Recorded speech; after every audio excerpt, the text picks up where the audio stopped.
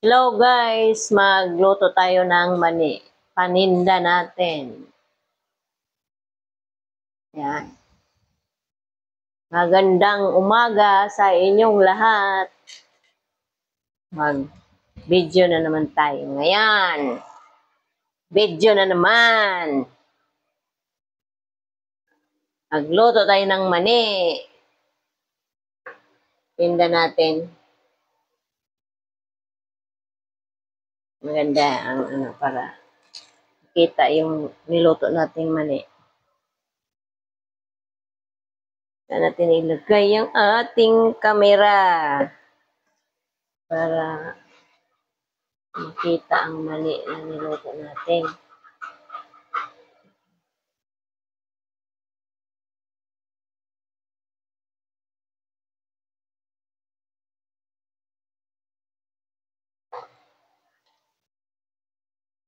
Ito na lang. Ayan. Kita yan.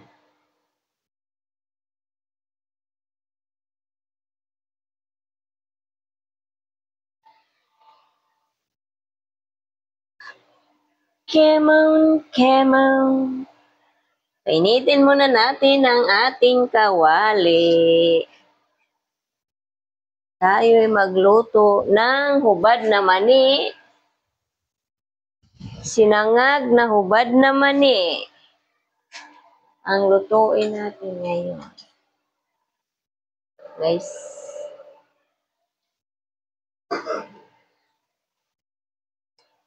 Initin natin muna yung mantika. Then, ilagay natin ang oil. Kalating kilo lang ang lulutuin natin. Para laging bago ang ating mani. Pag naubos, saka tayo magluto uli. Dali lang na mga ubos yan. 2 araw, ubos na yan. Kalating kilo. Oh, di ba? Ay. Marami kasing naghahanap ng mani. Wala na, ubos na yung mani ko. May bibili sana marami gabi. Wala na, ubos na, pinakyaw.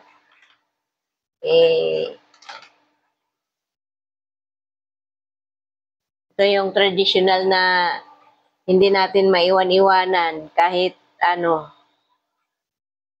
hindi ka kasi makarating sa paroroonan pag hindi ka marunong lumingon sa pinanggalingan. Ito yung pinanggalingan natin. Dito tayo nabubuhay sa mani. Dahil yan ang hanap buhay ng ating mga magulang, aking mga magulang.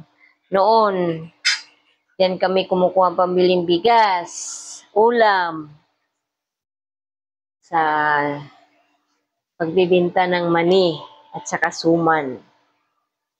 Oh, di ba? Kasi, siyempre, 1D1 lang kami, mahirap lang kami.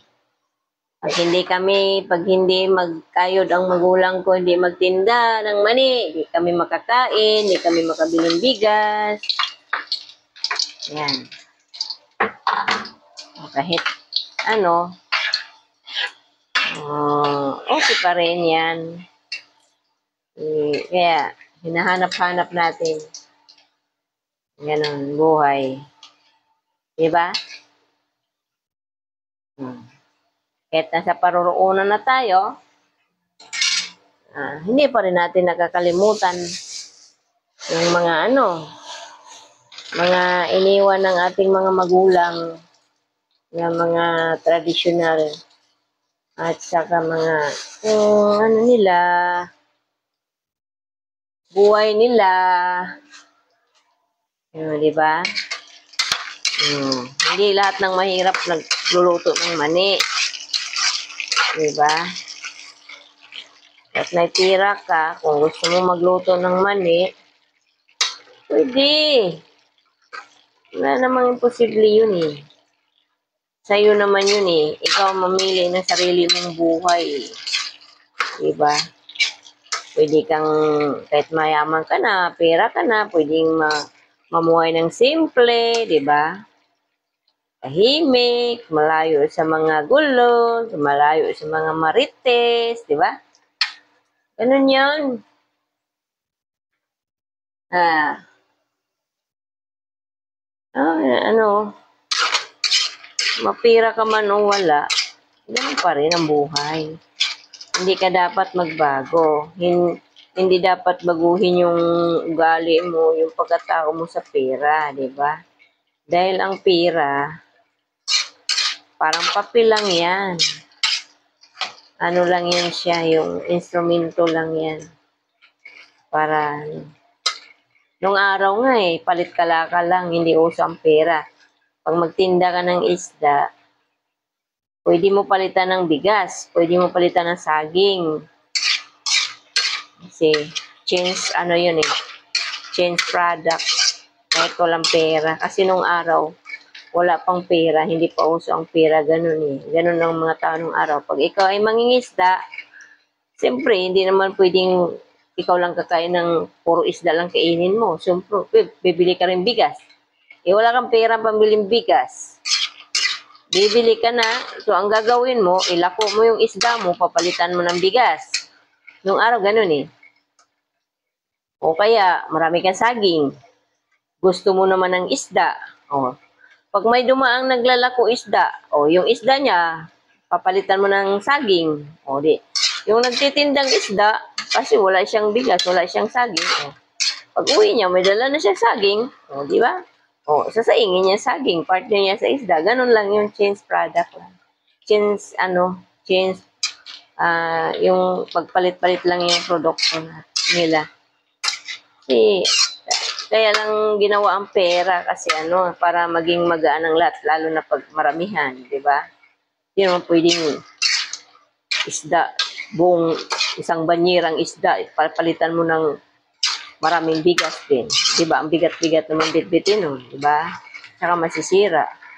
So, kaya ginawa ang pera sa ganon na bultuhan. Pero nung araw, sa mga probinsya, hindi usong pera noon. Naabutan ko pa yun. Kasi yung mama ko, nung araw, maliit pa ako, may naglalako ng isda. Hindi kilo-kilo ang isda nung araw pag nilalako, guys. Yung takal-takal, isang takal na parang isang salmon o kaya yung lata. Isang latang dilis, lata na maliit, o papalitan ng isang sipi na saging, saba, ganun. Kalating kilong bigas, ganun nung araw. Yan ginagawa ng mama ko pag may dumaan na isda. Marami kaming saging kasi yung papa ko may mga tanim na saging, sabaw, latundan, lakatan. Pag may dumaan ito yung umaga, may dadaling isda yan. Di ba? Bibili. Papalitan ng mama ko ng saging. Papayag naman yung nagtitinda kasi siyempre pagkain din yun Pwede din pera. Kung may pera ka, bili ka. Kung wala, pwede yung change product, bigas. Minsan, papalitan ng mama ko ng bigas. Bili siyang isda. Isang takal na isda, kalating kilong bigas. Ganon, depende. Kung marami dalawang takal, isang kilong bigas. Ganon. Ganon yun. Nung araw. Lapit na maluto yung mani natin. Nung araw, mura lang ang isda. Mahal-mahal na.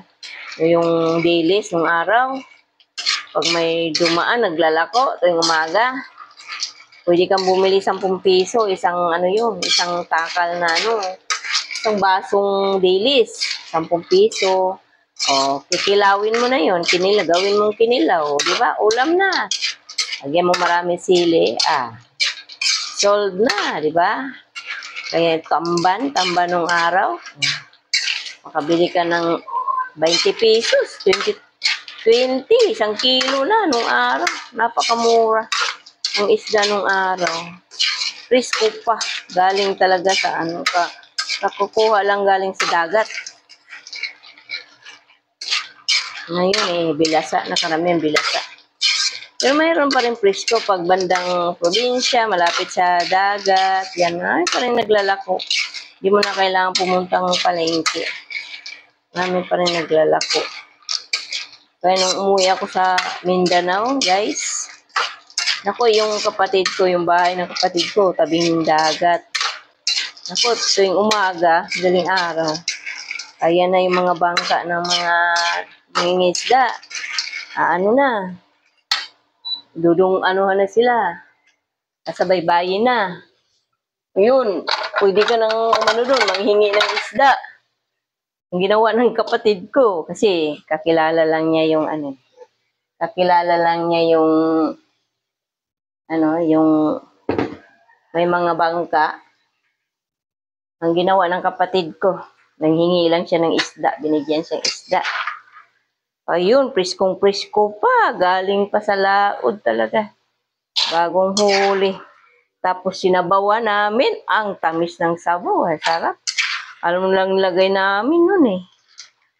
Ano lang, yung kamatis, sibuyas lang, solve na, asin. Konting bitsin, fights na.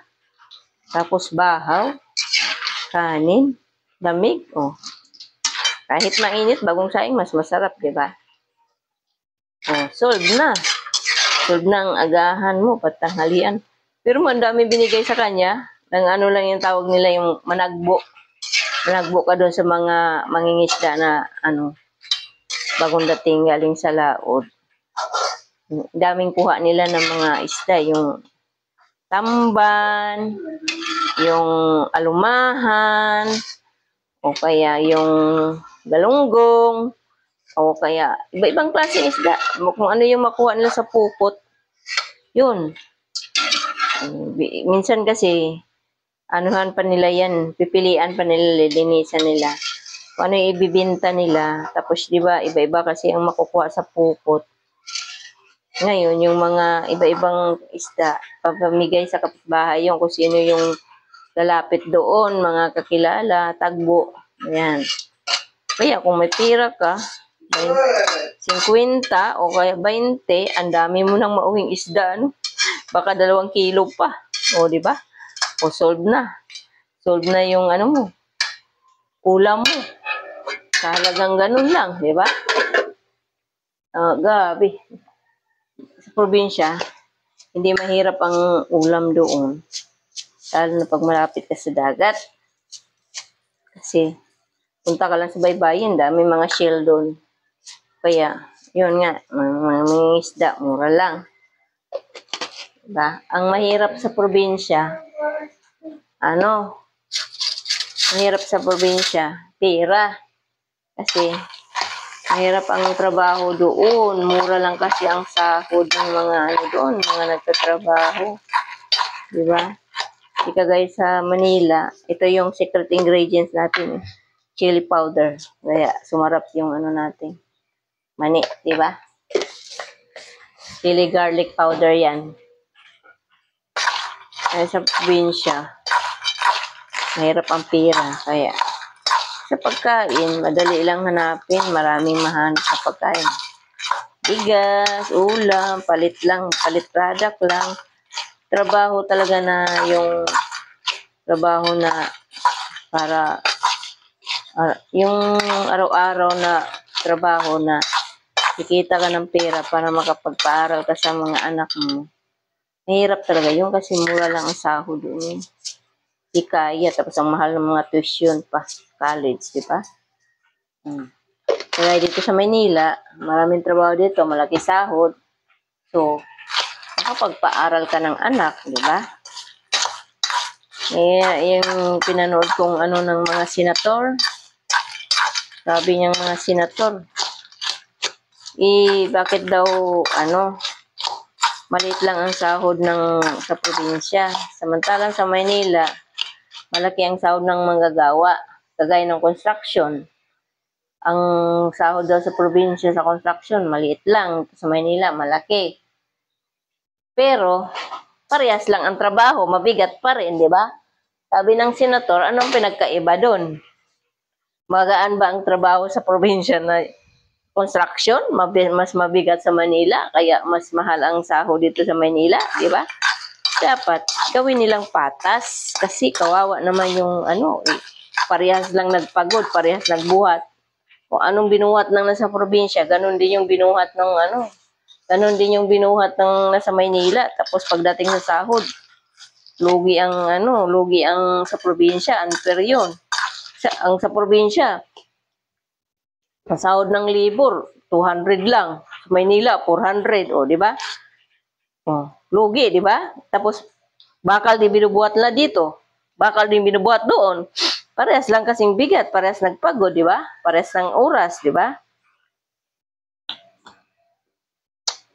Pero pagdating ng sahod, kawawa ang probinsya. So pag nagkataon ganun ang sitwasyon nangyayari sa ililibel na yung sahod ng probinsya at sa Manila. So ang tao, hindi na kailangan pumunta ng Manila. Doon na sa probinsya. Maghanap buhay. Di ba? Doon na magtatrabaho. Kasi parehas naman sahod. Ngayon, nangyayari tuloy. Dahil mas malaki ang sahod sa Manila at sa probinsya, nagsisiksikan ang mga tao doon sa Manila. Kaya dumami yung mga mahirap tuloy kasi siksikan sa Manila, kaya tulang trabaho, nagsisiksikan dito. Diba? O, tingnan mo yung pusa ko. Gini-gino, tutulog mo.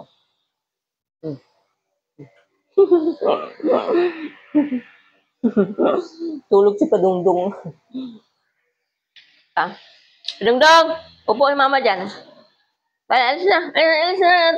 Upo si mama. Alis, upo mama, upo. Upo mama, upo. Upo mama ko, upo mama. Tapos na tayo magluto ng mani. Diba? Dinaan-laan lang natin sa kwento. Diba guys?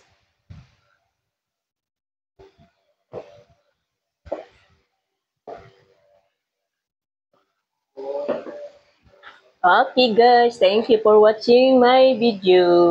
Good morning. Don't forget to like and share and follow my video.